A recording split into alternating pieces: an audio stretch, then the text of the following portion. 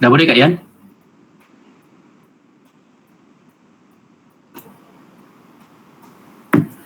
Okey, boleh. Allahumma Okey.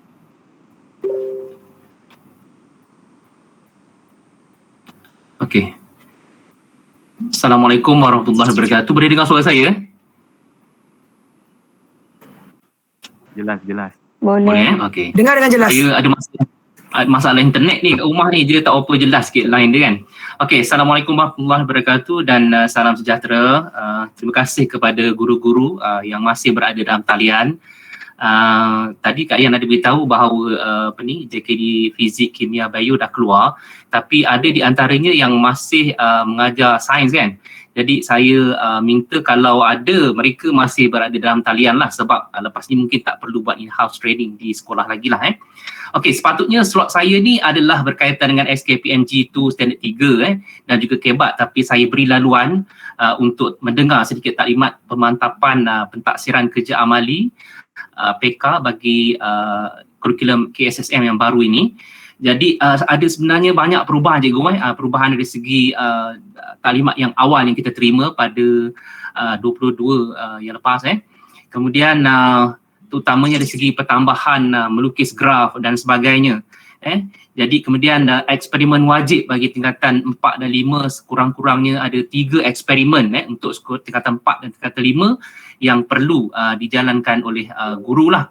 Kemudian dari segi konstruk cikgu, saya diberitahu bahawa setiap pelajar mesti menguasai terutamanya konstruk 2, K2, di mana mereka untuk melayakkan mendapat TP2. Kalau tidak menguasai ke konstruk 2 ni, kalau boleh kalau mereka mencapai ke konstruk 4 pun tak mencapai konstruk 2, maka pelajar ini bermasalah, masih berada dalam TP1.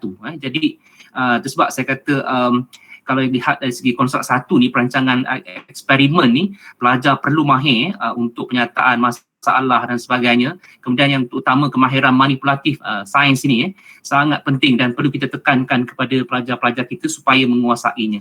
Jadi tanpa membuang masa, kita ada 2 JU kita yang telah pun hadir mendengar taklimat PK, iaitu Encik Cikgu Syukur Sudin dan juga Cikgu Rabatul. Jadi saya serahkan kepada siapa dulu? Cikgu Syukur ke?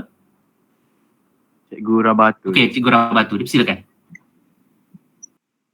Okey, terima kasih Cik Jasmine. Okay, Assalamualaikum dan selamat sejahtera kepada pegawai SISC Plus PPG Segamat serta rakan-rakan guru sekalian lah. Okey, saya pergi cepatlah. Syukur, boleh next. Okey, untuk PK yang terbaru KSSM, dia ada perbezaan sikit daripada taklimat first penataran sebelum ni. Okey, yang pertama, hari ni kita nak tengok pada arahan tugasan dalam bentuk soalan macam mana yang kita kena buat dan agihkan kepada pelajar, yang mana mesti sekurang-kurangnya 7 hari sebelum pelaksanaan. Kemudian laporan amali dan juga pengisian skor individu dekat template yang diberi. Borang skor individu ni sepatutnya cikgu-cikgu dah ada lah. Ini datang daripada taklimat ataupun penataran kali pertama bulan lepas. Okay, next. Untuk evidence adalah bukti yang ditunjukkan oleh murid. Okey, ada 2. Yang pertama, semasa dalam proses secara manipulatif, maksudnya semasa pelajar tu buat eksperimen. Kat situ kita akan nilai dia secara manipulatif. Kemudian untuk laporan amali tu yang bertulis lah, mesti bertulis tangan sepenuhnya mengikut format bagi memenuhi tugasan lah. Okey, dia yang ini laporan amali ini berbeza dengan yang sebelum ni lah. Okey, ini adalah cadangan mentaksir. Kita ada 3 step: sebelum, semasa dan selepas. Okey, dah selesai yang selepas, barulah kita boleh buat penskoran dan isi pada template PK. Okey, boleh next. Okey, yang ini penskoran. Okey, kita dah tahu 3 tingkatan 4 wajib dibuat. Eksperimen kita hanya akan pilih eksperimen wajib sahaja, 3 tingkatan 4 dan 3 tingkatan 5. Tapi ini adalah nilai minimum. Kalau cikgu nak buat lebih daripada ini, maksudnya cikgu rasa nak bagi pelajar peluang lebih daripada 3 eksperimen, boleh. Okey, lepas tu untuk perlu ingatlah untuk kita punya calon SPM 2021, diorang dah ketinggalan PK masa tingkatan 4. Tahun lepas kita buat eksperimen, tapi itu dikira sebagai PBD. Kita tak boleh kira itu sebagai PK. Jadi yang akan ambil SPM tahun ni, calon kita, kalau kita naik sekolah secara bersemuka nanti, cikgu kena laksanakan eksperimen wajib tingkatan 5, minimum 3. Yang 3 ini sahaja yang kita akan masuk dekat pelaporan ke lembaga peperiksaan. Tapi untuk tingkatan 4 yang akan ambil SPM 2022, dia kena buatlah ikut step kat sini lah. Dia kena ada 3 tingkatan 4, naik sekolah nanti dia kena buatlah untuk tahun ni 3 dan next year dia kena buat lagi lah 3. Tapi untuk SPM tahun ni, dia kena buat 3 sahaja, 3 minimum eksperimen tahun ini. Yang tahun lepas itu dikira sebagai PBD. Dia takkan dimasukkan dalam PK. Okay, next. Okay, yang ini yang kita akan hadapilah bila kita ada jumpa pelajar pelbagai jenis.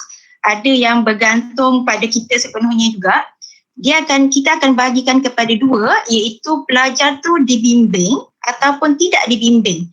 Kalau pelajar kita tu dia boleh tulis laporan tu sendiri, maksudnya daripada awal sampai akhir dia boleh jawab soalan, betul-betul dia buat sendiri, kita cakap bagi soalan, itu tak dibimbing. Tapi kalau kita bagi dia satu laporan lengkap, dia salin, dia tirulah. Itu kita kena tulis dekat dia punya evidence dibimbing. Kita kena tulis dekat evidence tu dibimbing. Maksudnya bila kita skor tu, kita buat penskoran, kita tak boleh bagi dia markah maksimum lah sebab dia dibimbing. Kalau kita nak tolong pelajar, kita buat fill in the blank. Macam ini biasanya di bahagian soalan lah perbincangan, kita nak bagi dia berdapat jawab, kita buat soalan tu sesuai dengan aras belajar kan. Kita nak tolong dia, kita bagi dia fill in the blank, soalan senang lah, senang kita. Itu akan dikira dibimbing. Perkataan dibimbing tu, cikgu kena tulis dekat laporan amali dia tu. Pada bahagian mana yang cikgu bimbing. Kalau dia tiru keseluruhan amali, cikgu tulis dekat depan sekali, bimbing. Tapi kalau ada satu bahagian sahaja, contohnya bahagian perbincangan dia, kat situ je cikgu tulis dibimbing. Jadi dekat konstruk itu sahaja, cikgu akan bagi dia skor minimum. Okay, kalau pelajar ni dia aktif masa perbincangan, kita keluarkan dengan sendiri, kita guide lah dia. Tapi jawapan tu dia sendiri yang sebut, bukan jawapan daripada mulut cikgu, maka dia tidak dibimbing. Kalau pelajar tu pasif, dia duduk je, masa eksperimen dibuat tu dia duduk je, dia terima je, kawan dia cakap, dia tulis. Dia tengok je, itu dikira dibimbing lah sebab dia tak buat sendiri. Okay, next. Okay, kalau pelajar dah hantar evidence, kita buat penskoran kali pertama. Kalau pelajar ada buat kesalahan, kita dah bertengok dia ada satu salah. Ada 3, pelajar wajib betul semua pun boleh ubah untuk dapat skor kat situ. Tiba-tiba ada satu pun boleh ubah, dia salah. Cikgu boleh bagi pada pelajar tu balik supaya dia buat pembetulan. Dia buat sendiri pembetulan, itu dikira tidak dibimbing. Tapi kalau cikgu bagi jawapan dia, cikgu suruh dia buat pembetulan. Tapi cikgu cakap, okay, jawapannya ini. Dan perkataan itu yang dia tulis, dia dikira dibimbing. Cikgu tulis dekat bahagian pemboleh ubah tu dengan pen merah lah, dibimbing. Kalau dia tiru jawapan kawan dia, of course lah dibimbing. Okay, next. Okay, kita masuk pada arahan tugasan untuk soalan lah. Soalan yang kita kena bina. Zon Bekuk kena buat soalan, bank soalan untuk PK. Okay, kita akan tengok situasi dan juga pembinaan soalan untuk memenuhi konstruk. Okay, next. Okay, contoh situasi dalam arahan tugasan. Kita tak boleh guna direct arahan daripada buku teks. Soalan PK dia lebih kurang soalan nombor 11 kertas 2 tu, kita kena create cerita atau situasi yang jelas yang pelajar boleh faham. Maksudnya kita buat situasi yang mungkin sesuai dengan pelajar kita lah, kat mana sekolah kita berada kan. Okay, contohnya kita boleh bagi pelajar gambar rajah macam contoh soalan ni. Okay, kita bagi gambar rajah dan gambar rajah tu berfungsi. Contoh macam kat sini, ini jeruk cili kampung. Dekat botol ni dia ada label jeruk cili kampung. Dia baca. Dia boleh tahu dalam ni ada apa. Kemudian kita letak sedikit huraian di bawah tentang situasi tersebut. Okey, sebenarnya kita nak suruh dia rancang eksperimen kesan nilai pH terhadap pertumbuhan bakteria. Tapi bila pelajar tengok, dia boleh kaitkan jeruk ni nak buat macam mana sebab kita letak gambar tadi. Okey, next.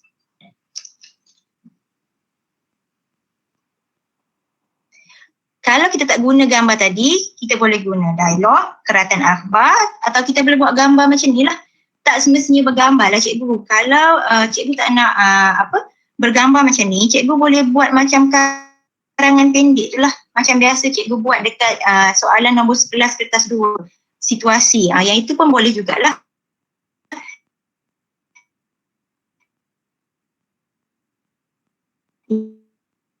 Ini terus kita ada 6 konstruk, konstruk 1 sampai konstruk 6. Semua konstruk wajib dinilai sebab kita nak bagi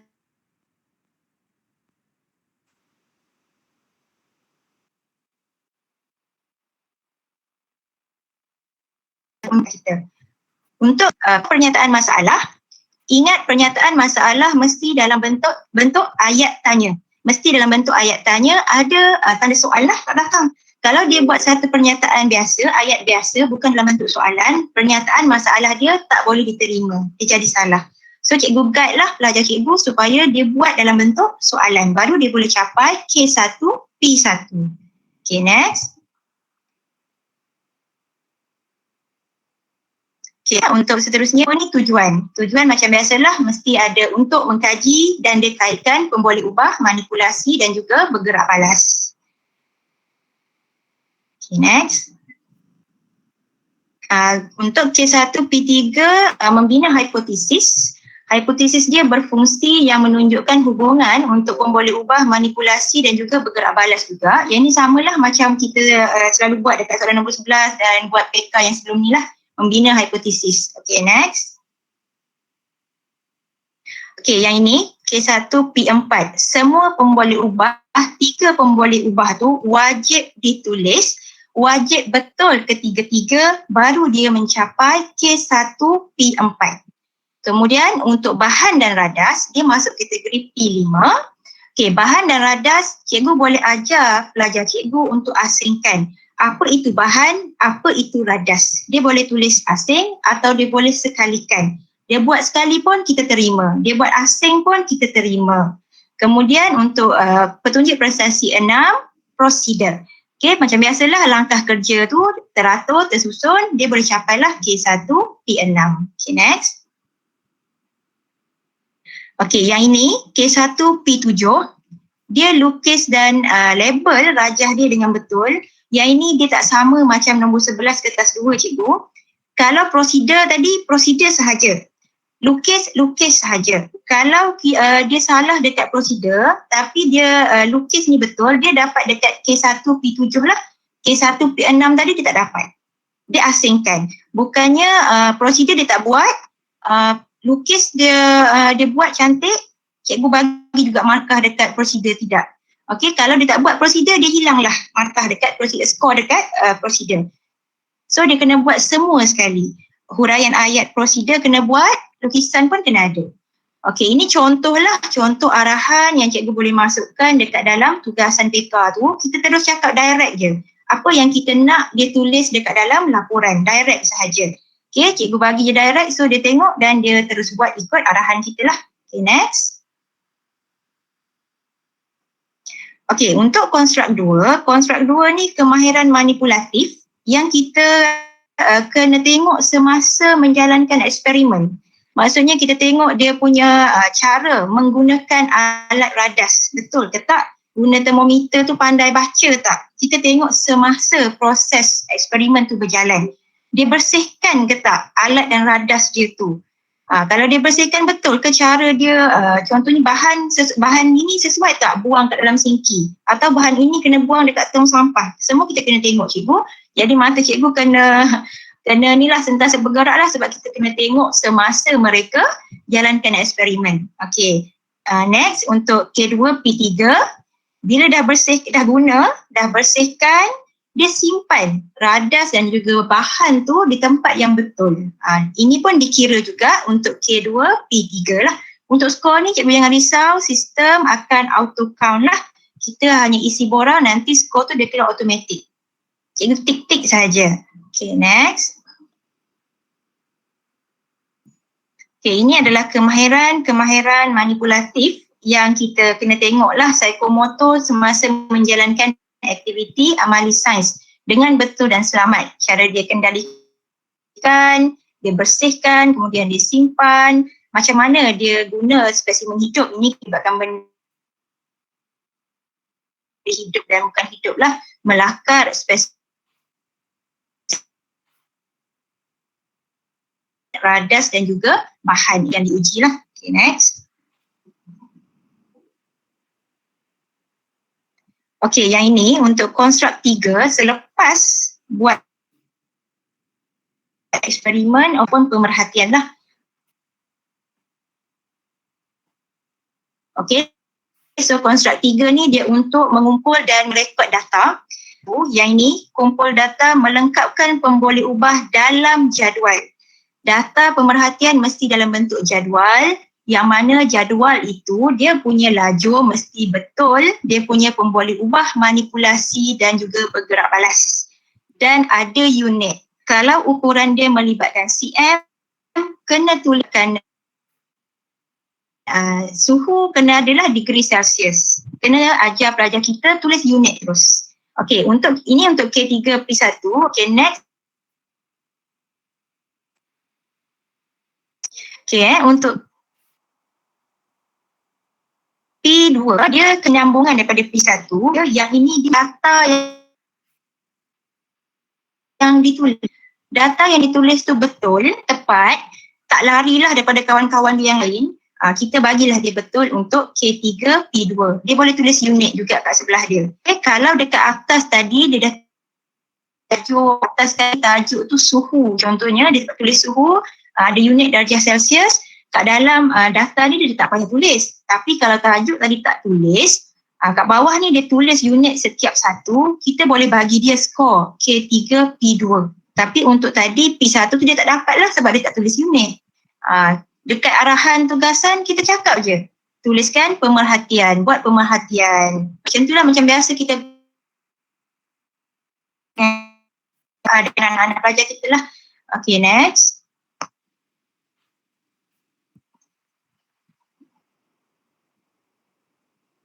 Okay, untuk konstruk 4, okay, yang ini yang jadi masalah, tadi Cik Jasmine pun ada cakap, yang pasal graf. Okay, kalau kita ikut buku teks, tak semua eksperimen ada graf. Tapi untuk PK, untuk konstruk ni Cik lukis graf. Okay, yang benda yang wajib, dia memang, so kita memang masa nak tu dalam nilai boleh diuji supaya nombor guna untuk bina graf. Okey, sebab kita akan kira setiap satu. Contoh P1A ni paksi. Paksi graf tu X dan Y, pemboleh ubah dia betul. Ditulis dengan betul. Skala dia pun seragam. Kemudian graf dia licin, dia akan sambung semua titik dan graf itu sesuai dengan tajuk ataupun eksperimen yang diuji. Jadi, kalau eksperimen yang kita ada banyak eksperimen wajib, kalau dekat buku teks kita tu, eksperimen tu tak ada graf, kita kena ubah pemerhatian dia supaya kita boleh buat graf. Next, untuk P2.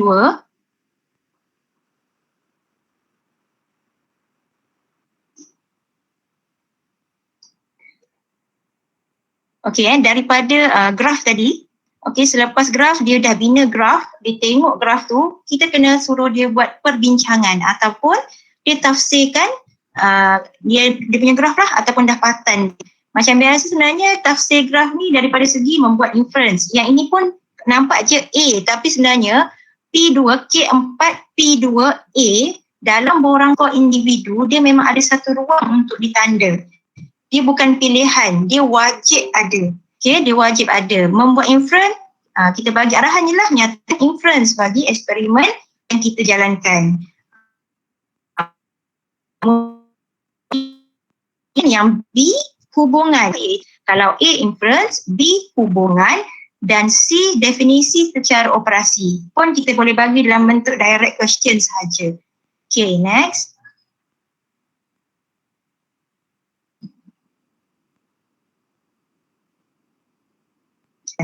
Okay, kesimpulan masuk bawah konstruk 4P3. Okay, konstruk 4P3 untuk ayat hipotesis diterima atau ditolak, pelajar boleh tulis atau tidak, itu pilihan. Yang penting ayat kesimpulan itu wajib betul. Kalau dia hanya tulis, hipotesis diterima, titik, itu je jawapan dia, dia tak akan dapat K4P3. Dia kalau ditulis hipotesis diterima, kemudian dia sambung ayat sebelahnya dengan satu ayat kesimpulan, baru dia dapat K4P3. Okay, itu untuk K4P3. Di bawah ini contoh arahan tugasan yang kita boleh bina untuk memenuhi konstruk 4. Kita bagi je terus. Nyatakan kesimpulan bagi eksperimen ini. Tafsir data dalam bentuk graf bar yang lengkap. Kat sini merangkumi semua petunjuk prestasi lah. Nyatakan satu inference, kemudian definisi secara operasi. Okey, untuk piring Petri mana membantu pertumbuhan bakteria. Ini contoh eksperimen pertumbuhan bakteria lah. Jelaskan. Okey, ini masuk bawah K4P2B. Okey, yang tadi membina hubungan. Okey, dia kena terangkan lah. Okey, next. Okey, konstruk 5 ni yang dia agak sukar sikit lah sebab dia konstruk 5 ni dia aras tinggi. Okey, untuk konstruk 5 ni dia ada P1. P1 ni hubung kait, dia lebih kepada wajaran, mewajarkan keputusan, boleh tulis hujah yang disokong oleh data. Okey, dia boleh bagi alasan berdasarkan apa dapatan yang dia tahulah. Okey, ini untuk P1. Next. Okey, P2 pelajar tu dapat cadang. Dia boleh bagi idea penambahbaikan untuk dia punya eksperimen. Dia boleh bagi idea penambahbaikan untuk hasil eksperimen lah. Okey, dia boleh membina pengetahuan yang baru, dia boleh bagi idea yang special untuk dia punya eksperimen, kita boleh bagi dia K5P2. Tapi kita boleh tolong pelajar untuk capai konstruk-konstruk 5 ni dengan cara kita guna soalan aras rendah supaya dia boleh faham apa yang kita nak sebenarnya. Kita ubahlah ikut aras pelajar kita. Walaupun kira konstruk 5 ni aras tinggi, kita cubalah adjust, kita cuba ubah kita punya soalan yang kita nak bagi pada pelajar tu ikut aras mereka. Okay, next. Okay, konstruk 5 ni dah ada 4 P1, P2, P3 dan P4. P3 ni membincangkan kesahan data dan P4 ni mewajarkan kesahan data. Kat sini kalau pelajar kelas belakang, kalau kita kata kita bagi soalan wajarkan jawapan anda, saya rasa dia tak boleh jawab. Jadi kita kena tolonglah mereka dengan kita ubah soalan tu supaya dia boleh cuba jawab untuk P4 dengan P3. Okay, sebab dia lebih melibatkan perbincangan, kaedah kebolehpercayaan dan menjelaskan data yang dia dapat. Okay, contoh arahan tugasan untuk konstruk ini. Okay, untuk konstruk 5P2, cadangkan penambahbaikan yang boleh anda lakukan semasa menjalankan eksperimen ini bagi memastikan hasil eksperimen lebih tepat. Kita minta pelajar cadangkan. Contohnya, pelajar boleh jawab. Eksperimen diulang 3 kali bagi mendapatkan skor bagi cadangan ini, K5P2. Kalau untuk yang bawah ni, K5P3 dan P4, kita bagi dia situasi. Kita cakap piring Petri diletakkan di tempat gelap semasa eksperimen. Sekiranya piring Petri tidak diletakkan di tempat gelap, adakah akan mempengaruhi hasil eksperimen? Dia jawab yang ini dan dia kena wajarkan kenapa dia jawab yang tadi tu macam tu.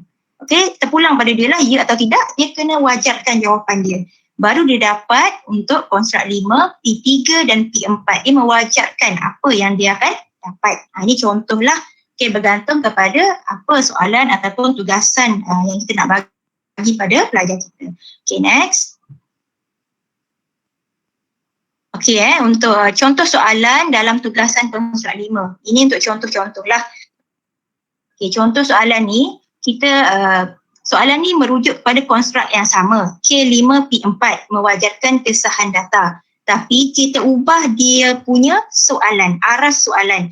Untuk aras tinggi, soalan dia ringkas je. Wajarkan keputusan eksperimen yang anda peroleh. Macam tu je ayat dia, wajarkan. Kalau pelajar yang lemah, saya rasa dia tak boleh nak nilai apa itu wajarkan, dia tak nampak. Jadi kita rendahkan sedikit kita punya soalan tu dengan cara kita bagi dia clue lah, kita bagi dia hint apa yang kita nak. Contoh kalau aras sederhana, bincangkan perubahan suhu yang anda peroleh. Boleh diterima atau ditolak. Dia jawablah, boleh diterima, kenapa? Boleh ditolak, kenapa? Okay, kita bantu dia. Dia tak dapat lagi, kita ubah lagi, rendah lagi. Berdasarkan susunan radas, mengapakah data peningkatan suhu air dalam pemerhatian tu boleh diterima? Kita bagi dia clue. Kita nak tentang apa? Kita nak tentang data peningkatan suhu air. Tapi kita tak bagi dia jawapan. Kita bagi dia clue untuk dia dapat nak cari kat mana jawapan tu. Macam tu. Kita ubah aras soalan tu. Okay, next. Okay, untuk konstruk yang terakhir adalah konstruk 6. Konstruk 6 ni dia tidak dinilai dalam borang skor individu tu, dia tak tik-tik skor.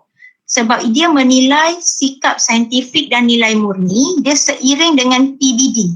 Dia seiring dengan PBD yang mana kita tentukan konstruk 6 ini melalui dia punya tipping. Kita guna TP, tahap penguasaan. Macam PBD tu lah, TP1, TP2 sehingga TP6 lah.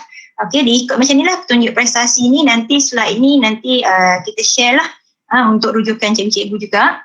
Okey, minat dia jujur ke apalah. Tengok kat sini lah cara macam mana dia menjalankan eksperimen dia dengan rakan-rakan dia. Kita tengok kat situ, kita boleh bagi dia berapa dia punya TP. Okay, next.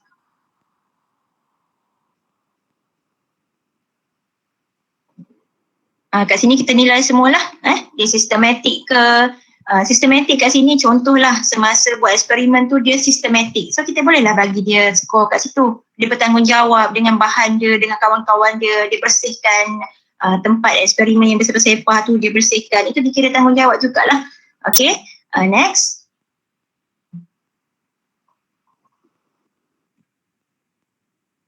Okay, next.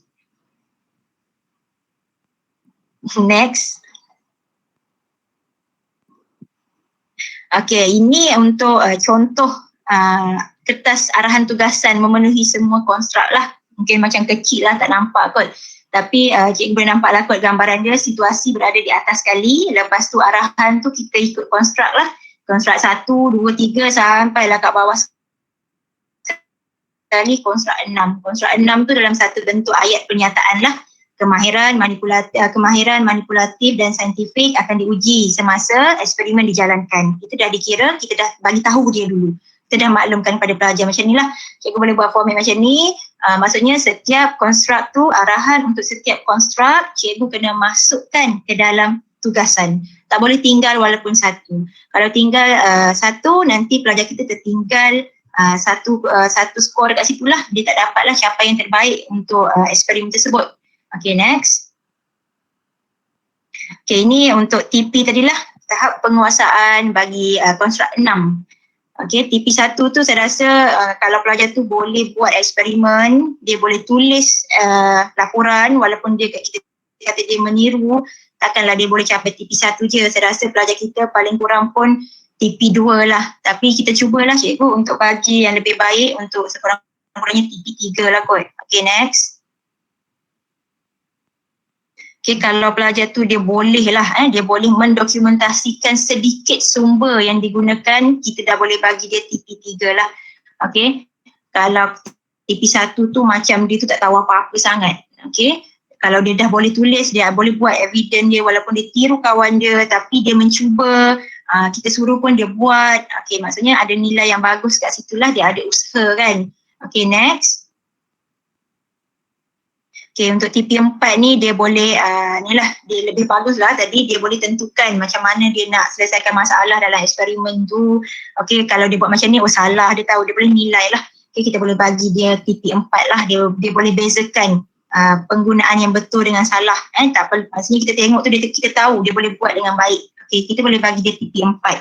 Okay, next. Okay, kalau TP5 ni dia dah boleh merumuskan.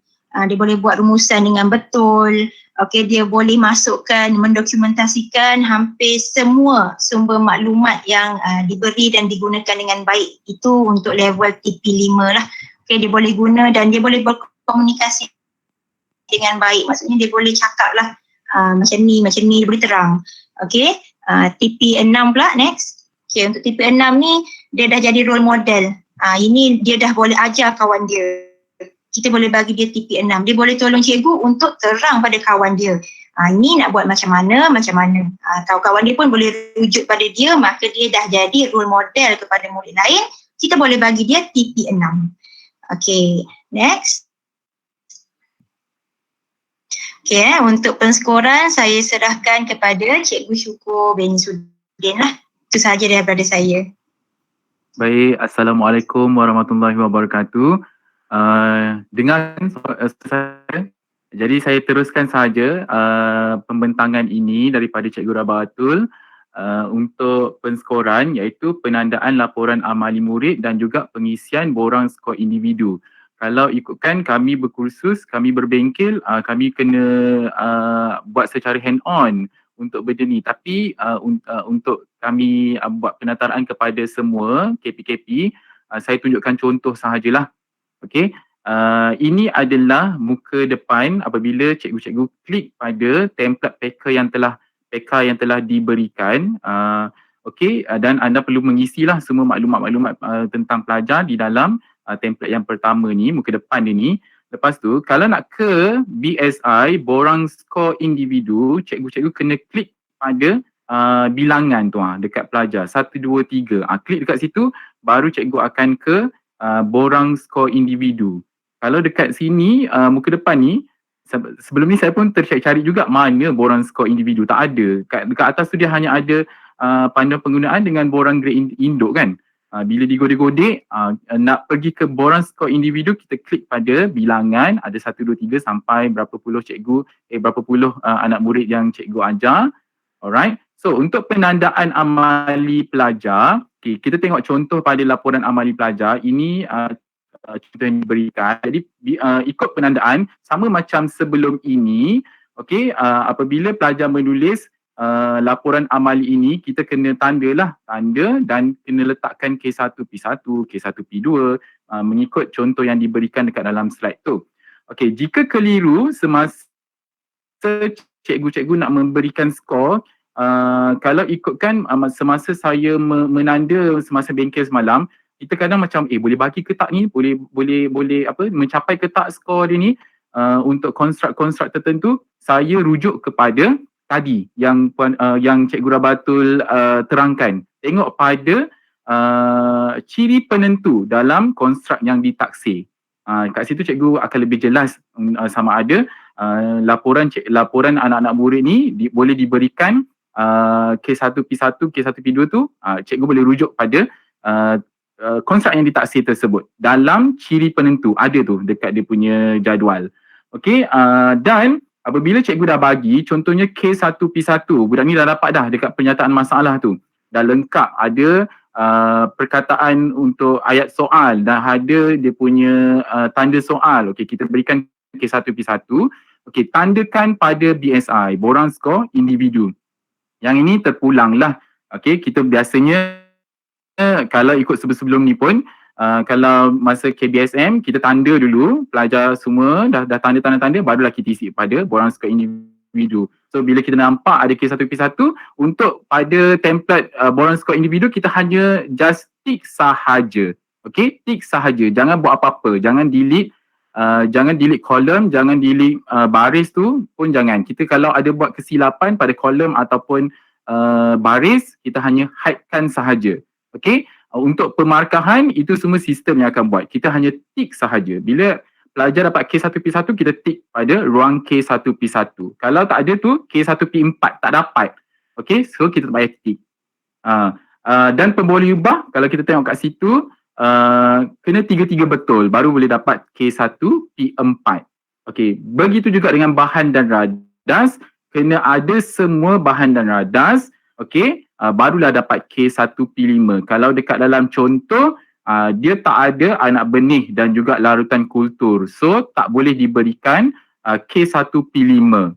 Alright, tadi untuk prosedur ada K1 P7 untuk gambar rajah. Jadi yang ini dalam contoh yang diberikan ada K1 P7, gambar rajah lengkap berlabel, so kita boleh berikan markah ataupun kita boleh berikan K1 P7 pada gambar rajah tersebut.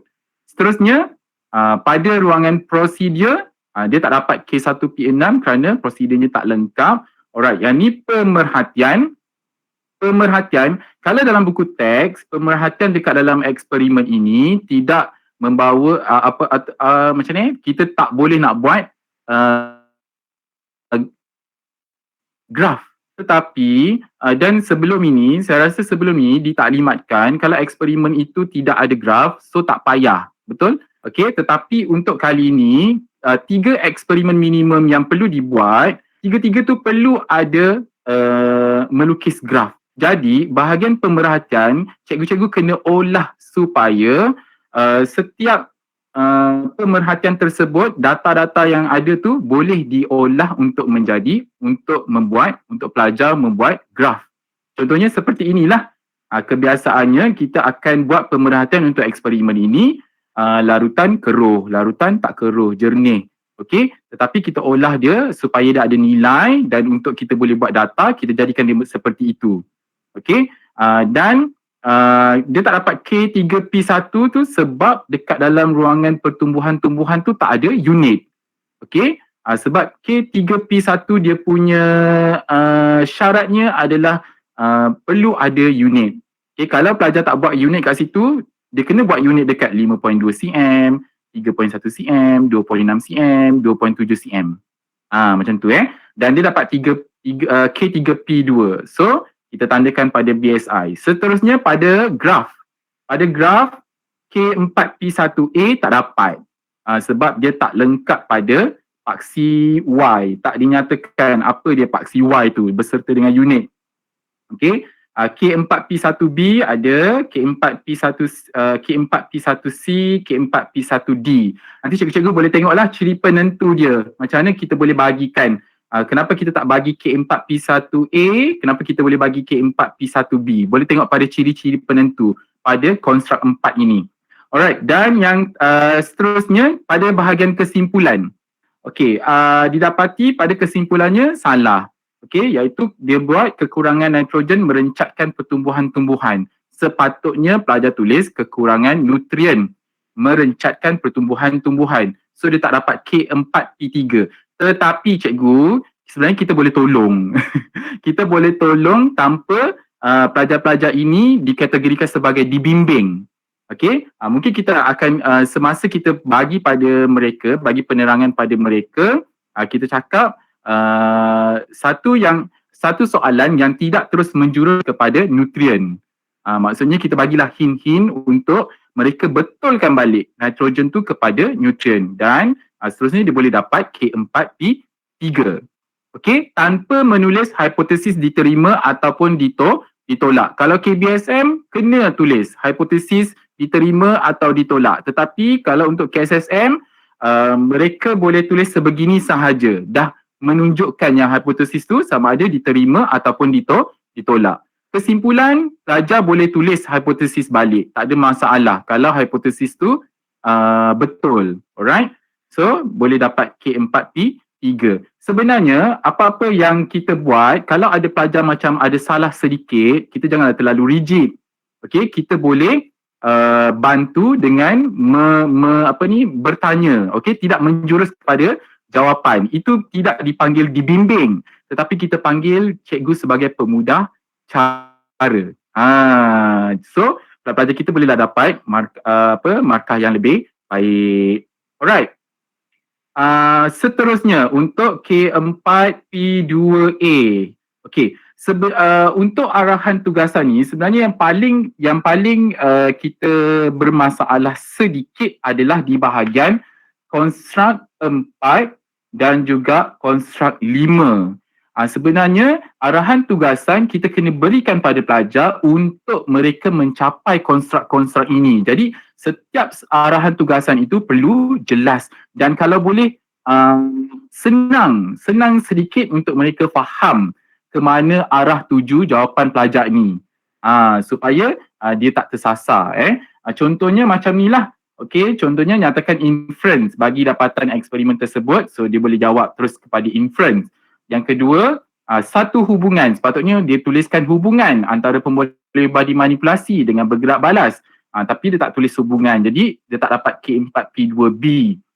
Lepas tu, nyatakan definisi secara operasi. Definisi secara operasi kita kena ikut yang terkini cikgu. Kalau ikut sains yang terkini dia kena ada apabila dan situasinya atau fenomenanya ataupun kaedahnya. Kalau kat sini dia tak lengkap, jadi kita tak boleh bagi.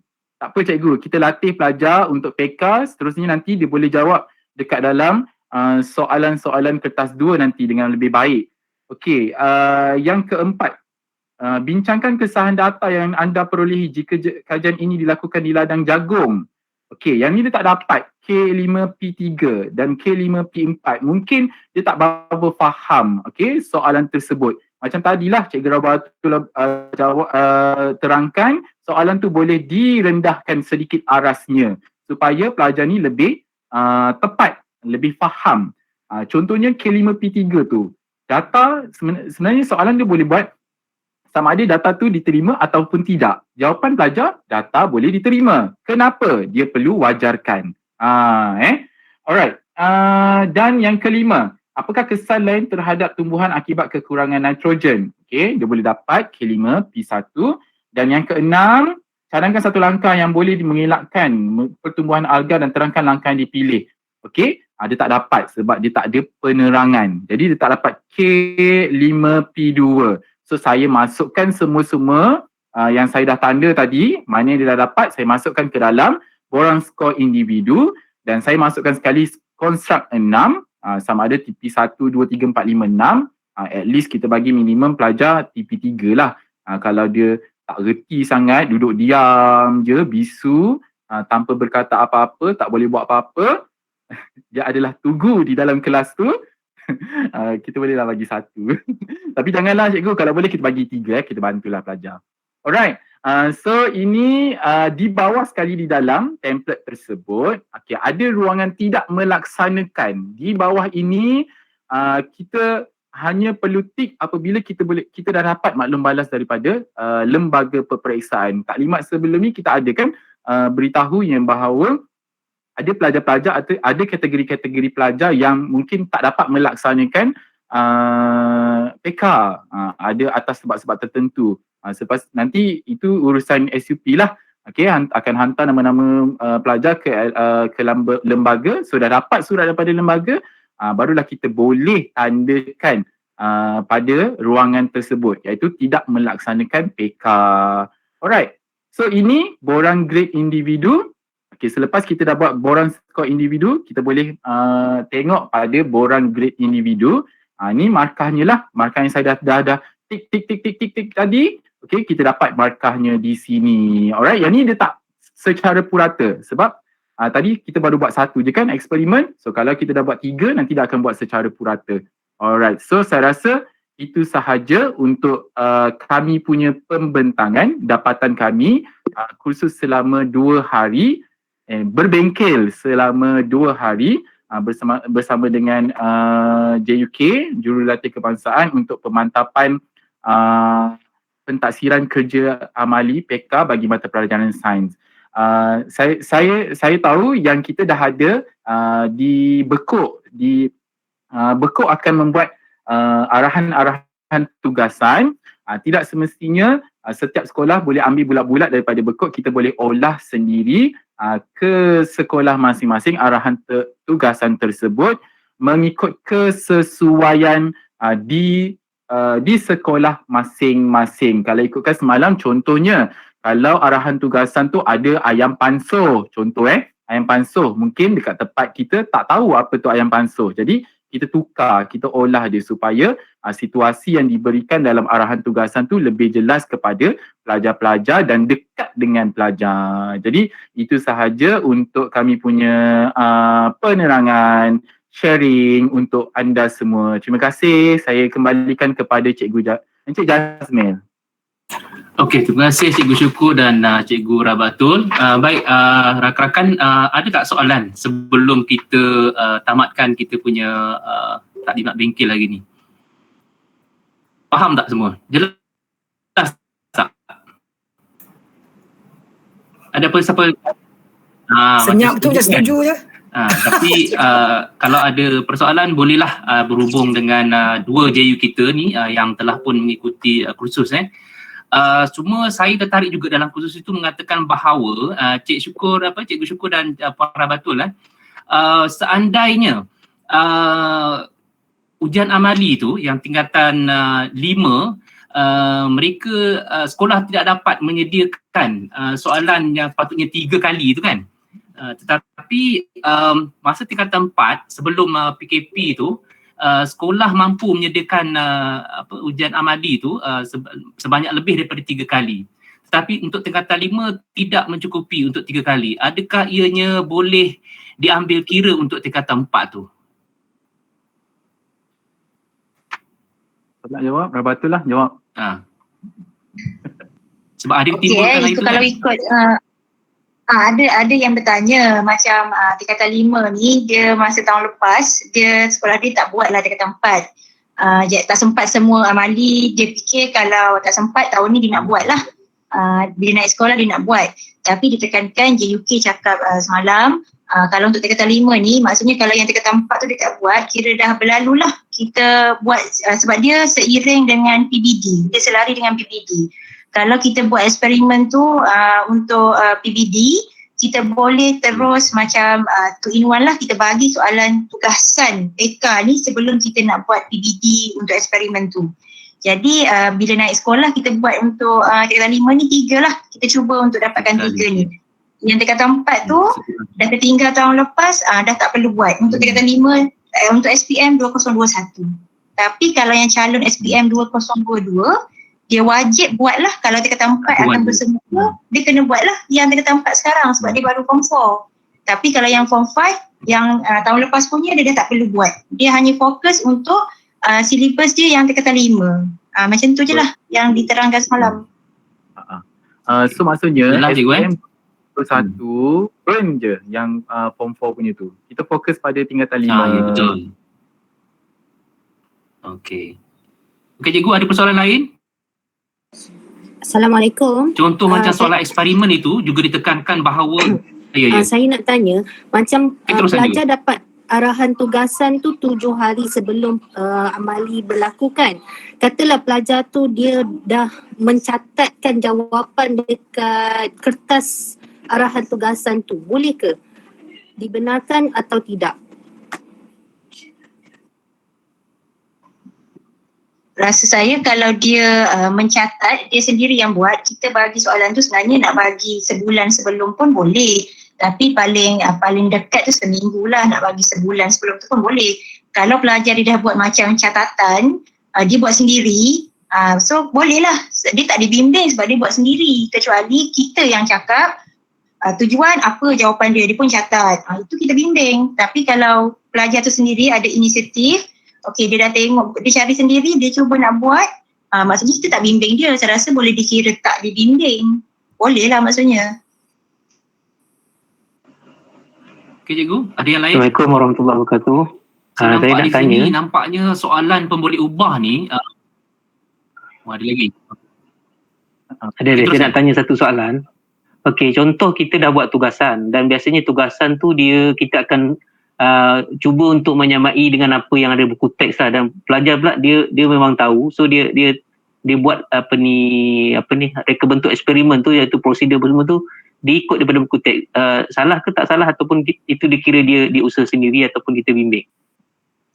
Kalau dia ikut buku teks kan, buku teks ayat aktif kan, okey tetap diterima sebenarnya. Tapi kita janganlah macam bagi dia kita jangan bagi jawapan lah. Senangnya kalau kita nak bagi dia skor lebih daripada yang lebih, jawapan tu jangan datang daripada mulut kita. Maksudnya dia pandai cari sendiri. Jadi So, dia boleh lah. So maksudnya budak boleh lah, sebab kita akan cuba untuk mudahkan budak, tapi tak ada sampai bagi jawapan. Sebab saya faham kalau pelajar kita bukan sains tulen, dia tak boleh nak kalau sendiri. Kadang sains tulen pun tak mampu kalau nak buat prosedur sendiri. Jadi maksudnya kita boleh maklumkan, boleh rujuk buku teks lah maksudnya. Tapi kita tak, selebihnya kita tak bantu pula. Kita just kata awak boleh cari dalam buku teks. Kita macam tajuk yang berkenaan dengan macam tu, bagi clue je lah. Bagi clue, kita bagi clue lah macam ni dalam tajuk bab berapa, macam tu. Sebab kita lepas tu ayat tu boleh jadi pasif dan aktif. Sepatutnya ayat untuk prosedur ayat pasif. Tapi kalau pelajar buat ayat aktif pun tapi kita maklumkan, at least kita suruh ditukarkan, jadi ada usaha dia untuk tidak menyamai sangat konteks lah. Okey. Maksudnya semua construct 45 tu kita boleh buat bentuk soalan kan? Kita soalan yang terarah kita lah. masukkan je dekat arahan tu. Kita bagi je guide.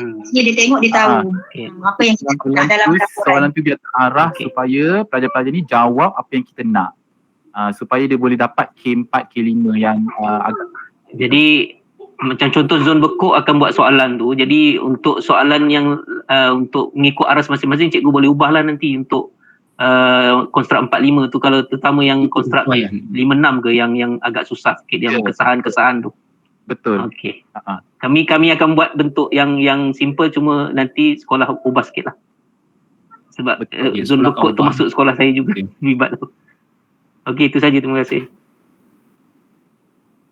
Okey, ada lagi cikgu? Saya buka ke satu soalan lagi kalau ada. Tak ada Okey cikgu, dari segi pemantauan atau bimbingan, setakat ni saya belum terima apa daripada jabatan untuk cikgu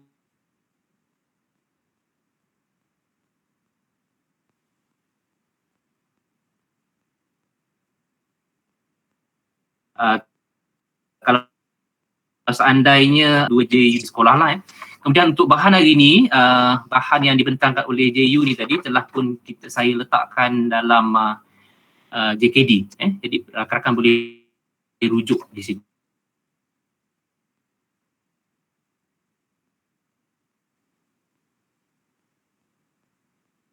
Ada Kak Ian, ada lagi Kak Ian? Okey, dah jam menunjukkan 5-6 minit. Masa yang panjang untuk guru-guru yang menyertai IBSC hari ini. Tahniah kerana anda kekal di sini. Terima kasih untuk mendengar penataran PK untuk sains 1511. Tahniah.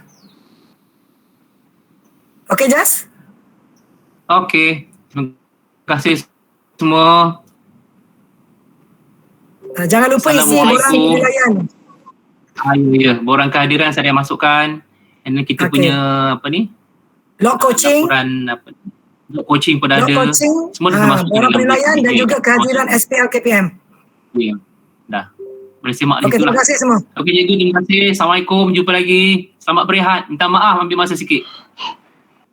Assalamualaikum. Assalamualaikum. Assalamualaikum. Terima kasih.